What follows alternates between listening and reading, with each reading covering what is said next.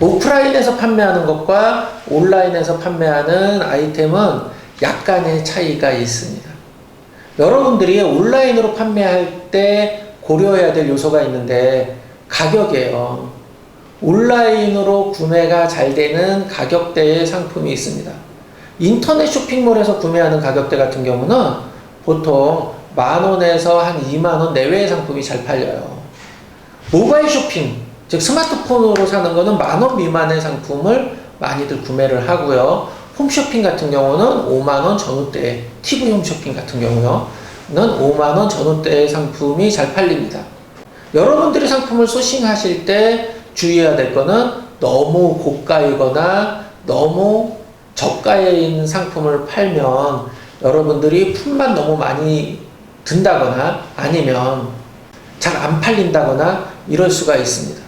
여러분들이 상품을 선정할 때 가격대는 10,000원에서 30,000원대 상품을 선정을 하세요. 처음 시작하실 때는 좀 자신감이 붙으면 그 위에 가격대, 그 아래 가격대 파셔도 되지만 진입하는 거니까, 처음 배우시는 거니까 이 가격대가 상대적으로 판매량이 많습니다. 여러분들이 온라인으로 상품 판매할 때 적합한 상품 지금 말씀을 드리고 있는데요. 너무 부피가 크거나 너무 무거운 상품은 온라인 판매에 적합하지가 않아요. 예를 들어서 한 변의 길이가 1m 이상이 돼요. 1.2m 이상 이렇게 넘어가면 택배 라인에 태우질 못해요. 컨베이어 벨트 같은 거 있죠. 이런 데 태우지 못하기 때문에 택배사에서 배송을 안 해줍니다. 그러면 그 경동화물 뭐 이런 화물 운송회사가 있어요. 이쪽한테 맡겨야 되는데 배송료가 뭐 7,000원, 8,000원, 15,000원 막 이래요. 그럼 배송비가 과다하게 비싸지는 부분이 있기 때문에 고객이 구매할 확률이 좀 낮아지겠죠.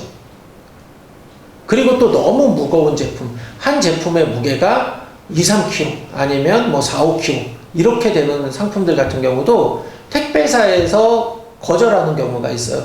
한 박스의 무게가 뭐 10kg 이상이 나간다 그러면 추가 요금을 많이 내야 되거나 아니면 수거를 거부하기도 합니다. 이런 것들도 주의하셔야 돼요.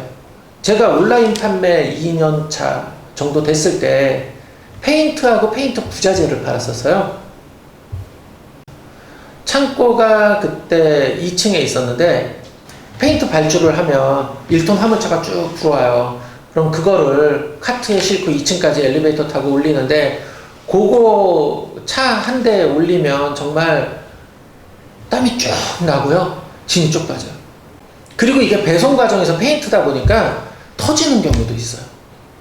그러면 터져서 우리 것만 파손되면 아무 문제가 안 되는데 포장지 밖으로 흘러나와서 다른 상품까지 훼손시키는 경우도 있어요. 정말 힘들죠. 그래서 이걸 포장할 때 요만한 박스라고 해도 포장 박스는 이만하고요. 주변을 뾱뾱이부터 해서 신문지로 꽉 채우고 가운데 페인트 하나 딱 집어넣어요. 하나 상품 포장하는데 거의 한 6, 7분씩 걸립니다. 누군가 저한테 이런 거를 얘기했다면 페인트 소싱 안 했을 거예요. 당황스러웠던 제가 아이템 소싱하면서 가장 실패했던 케이스인데요. 제설제를 팔았어요. 겨울에.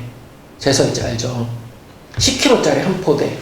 요거를 팔았는데 1톤차 한 대가 들어오면 100포대 들어와요.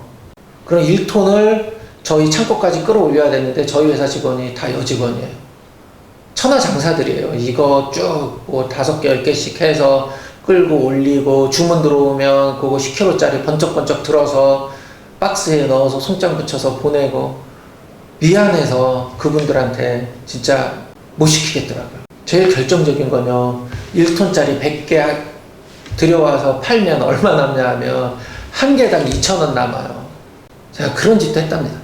마지막으로 여러분들이 온라인 유통의 상품을 선정할 때, 적합한 상품을 선정할 때 주의해야 될 거는 배송 중에 파손될 가능성이 있는 아니면 변질될 가능성이 있는 상품은 피하셔야 됩니다.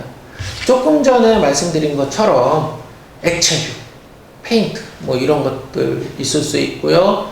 그 다음에 액체 섬유 유연제부터 해서 여러 가지가 있겠죠. 음료수 뭐 이런 것들.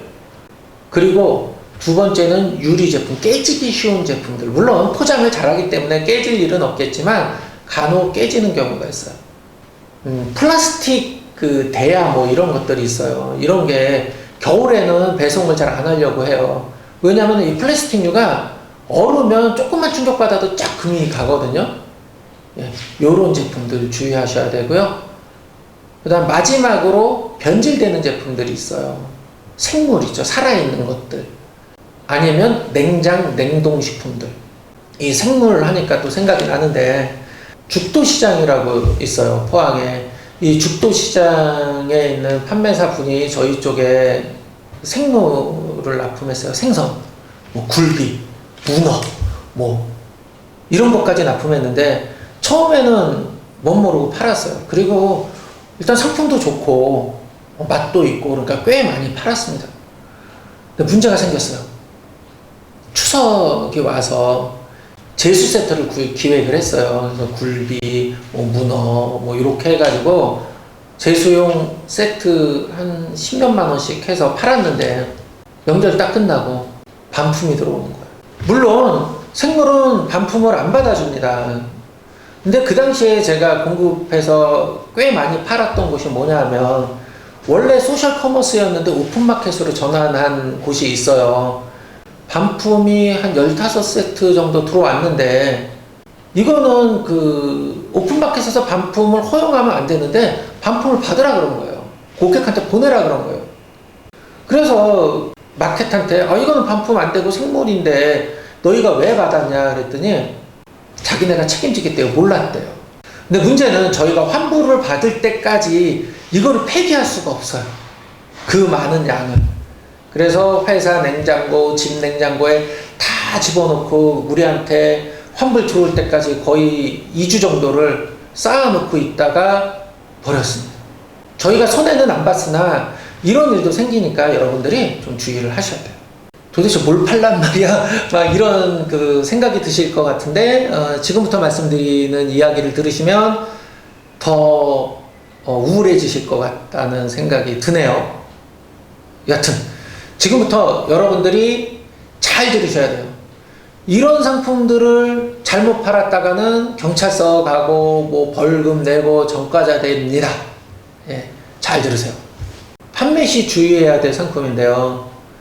제일 첫 번째가 화장품, 비누, 방향제 같은 거예요. 이런 것들 특히 그 여성분들 같은 경우 굉장히 친숙한 상품이기 때문에 팔려고 해요. 그리고 여성 그 복지회관, 뭐 여성인력개발센터 뭐 이런 데서 비누 만들기 아니면 뭐 디퓨저 만들기 이런 또 교육 과정이 있어요. 거기서 배우셔가지고 이거를 인터넷으로 파시겠다라고 하는데 그렇게 만들어진 상품은 인터넷으로 팔면 안 돼요. 인터넷으로 팔려면 이게 공산품으로서 여러 가지 인허가를 받으셔야 되는데 그런 것들을 안 받고 팔게 되면 문제가 생깁니다. 처음 하실 때는 화장품이나 비누, 디퓨저 이런 것들 많이 선호하신다고 했잖아요. 화장품 같은 경우는 일반적으로 우리가 화장품 하면은 뭐 미백 있고 뭐 주름, 뭐 탄력 뭐 이런 게 다 들어가요. 문제는 그 화장품에 그런 표현을 써도 되는 화장품이 있고 그런 표현을 쓰면 안 되는 화장품이 있어요. 원재료에 미백 효과가 있다는 기능성 인증을 받은 화장품은 써도 되지만 그런 것들을 받지 않은 화장품은 쓰면 안 되는데 일반적으로 우리가 뭐 크림류나 뭐 다 뭐 탄력 효과 있고 이렇게 생각을 하기 때문에 막 집어넣어요. 상품 상세라든지 제목이라든지 주제 이러면 안 되는 거예요. 비누 있죠.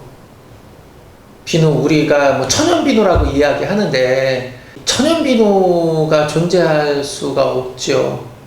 왜? 비누를 만들 때는 반드시 화학물질이 들어갈 수밖에 없어요.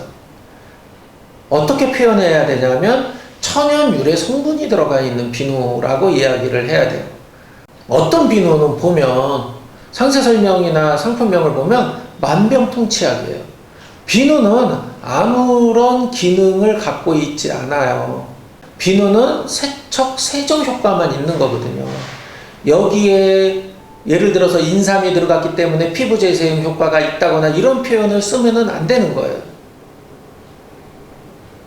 그런데 많이들 쓰죠. 그리고 친환경이라고 하는 단어를 쓰고 싶으면 친환경 인증을 받으셔야 되는데 그렇지 않죠. 천연이라고 하면 천연이라고 하는 인증을 받으셔야 돼요. 디퓨저 같은 경우도 마찬가지예요. 로즈마리 향이 들어갔기 때문에 뭐 이 두통이 없어지고 막 이런 원재료의 이 효과 효능을 내 상품에 넣어서 홍보를 하는데 그럴 수 없다. 그렇게 되면 문제가 발생된다. 두 번째가 먹는 건데요. 먹는 것 중에 건강기능식품 아니면 마시는 차류 이런 것들이에요. 일단 사람 몸에 효과가 있어요. 그러면 건강기능식품이어야 돼요. 예를 들어서 인삼을 먹으면 뭐 무슨 효과가 있어. 아니면 비타민을 먹으면 무슨 효과가 있어. 이런 것들 있잖아요. 이런 것들은 다 건강기능식품으로서 허가를 받아야 되고요. 그 상품 설명, 이거는 건강기능식품 광고 심의피를 받아야지만 돼요. 근데 이런 것들을 안 받고 팔면 문제가 발생돼요. 또 마시는 차 있잖아요. 뭐 보이차도 있고 인삼차도 있고 뭐 대추차도 있는데 이런 것들도 효과 효능이 있으면 안 돼요. 인삼차가 뭐 감기 예방에 뭐 탁월한 효과가 있다. 아니면 동의보감에 의하면 어디 무슨 뭐 논문에 의하면 이런 차가 효과가 있다. 이런 표현을 쓸 수가 없는 거예요. 그렇게 효과 효능이 있으면 이건 건강기능식품으로 가야 되고 건강기능식품으로서 인증을 받아야 되는 거죠. 여러분들이 먹는 것들을 팔 때 이 먹는 것, 즉 음식은 그냥 음식일 뿐이에요. 어떤 효과 효능이 있다면 뭐라고요? 바로 건강기능식품으로 분류가 돼야 된다. 꼭 알아두셔야 됩니다. 그리고 세 번째, 여러분들이 판매하는 상품 중에 어린이들이 사용하는 상품들이 있어요. 뭐 장난감이라든지 어린이 의류라든지 뭐 이런 것들인데 이런 것들은 모든 어린이들이 사용하는 제품은 다 인증을 받아야 돼요. 어린이안전특별법이라고 있어요. 이 법에 의해서 전부 다 인증을 받아야지 인증 안 받은 거는 어린이 영유아를 대상으로 판매할 수가 없습니다. 여러분들이 어린이 관련된 용품을 판다고 했을 때는 반드시 그 상품이 인증을 받았는지를 확인한 이후에 판매를 하십시오. 물론 요즘에 거의 다 없어지기는 했으나 일부 중국에서 수입을 해온다거나 이런 상품들 중에 어린이용으로 수입해온 게 아니죠. 이런 상품들 중에 어린이용으로 판매하는 경우들이 있어요. 중간에 도매상이라든지 뭐 이런 분들이 그냥 고객을 바꾼 거죠, 임의로. 이럴 경우는 반드시 인증을 받아야 된다. 요거 기억해 두십시오. 전기가 흐르는 모든 상품은 전기안전이나 전파 인증을 받아야 돼요. 그냥 이렇게 생각을 하세요. 전기를 사용하는 모든 상품, 그 다음에 충전식 배터리가 들어가는 모든 상품은 인증을 받아야 됩니다. 이게 전파 인증이 될 수도 있고요, 전기안전 인증이 될 수도 있고요, 뭐 배터리 관련한 인증이 될 수도 있으나 여하튼 다 인증을 받아야 돼요. 방송통신 기자재 인증 뭐 이런 것도 있어요. 이런 것들 다 인증이 있어야 됩니다. 이렇게 전기가 흐르거나 충전식 배터리를 사용하는데 인증이 없는 상품은 모두 문제가 된다. 팔면 안 된다. 물론 지금은 많이 다들 그 수입을 해올 때 인증을 받기는 하나 길거리에서 파는 이 전기모기채 있잖아요. 여름에 많이 파는 거. 이런 것들 인증 안 받은 거 많고요. 그리고 손선풍기, 지금은 뭐 거의 다 인증을 받았지만 간혹 인증 안 받은 것들이 있을 수 있습니다.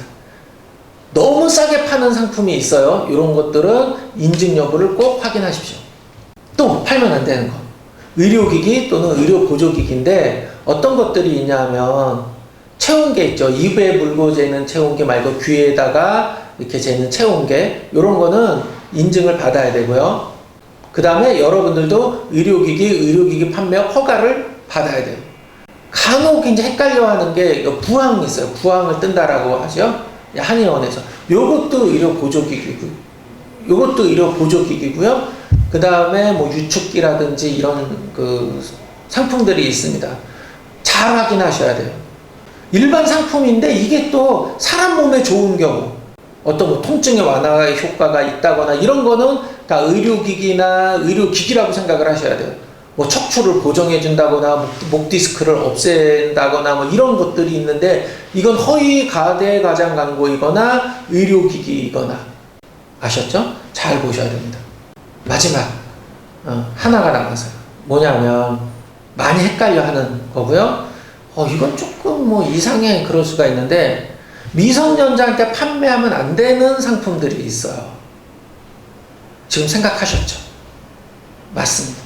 성인용품. 그냥 어른들의 장난감. 이거는 당연히 미성년자한테 팔면은 안 되죠. 그 상품군 말고도 미성년자 구매 불가, 즉 19세 이상만 구매 가능하도록 설정해야 되는 상품군이 있습니다. 요거 헷갈립니다. 가장 대표적인 게 부탄가스예요. 부탄가스, 캠핑가스 뭐 요런 것들은 미성년자 구매 불가로 선정을 하셔야 돼요. 그리고 또 있어요. 본드. 무슨 본드? 꿀꿀이 본드 뭐 이런 거 있죠. 꿀꿀이표 본드 이런 본드들 이 꿀꿀이표 본드나 뭐 부탄가스 같은 경우는 오프라인 매장에서도 가서 살래도 미성년자한테 안 팝니다. 왜 안 파냐 하면 이 미성년자 분들이 이거를 용도 외에 사용해요. 이거는 뭐 불 피우는 데 쓰고 뭐 이렇게 붙이는 데 쓰라 그러는데 이거를 뭐 마시는 용도로 쓰셔서 사회 문제가 되기도 합니다. 그래서 이건 미성년자한테 팔면 안 되는 것. 라이터 있죠? 라이터. 뭐 성냥 이런 것들도 미성년자 구매 불가 이렇게 해야 되고요. 또 헷갈리는 것 중에 하나가 레이저 포인터 있어요. 우리 뭐 프리젠테이션 할 때 그러니까 무선 프리젠터, 레이저 포인터 이렇게 해서 레이저가 나가는 기기는 미성년자한테 팔면 안 됩니다. 지금 이 영상 보신 분 중에 우리 조카의 레이저 총 이거 막 쏘고 다니는데 이거 왜 팔면 안 돼?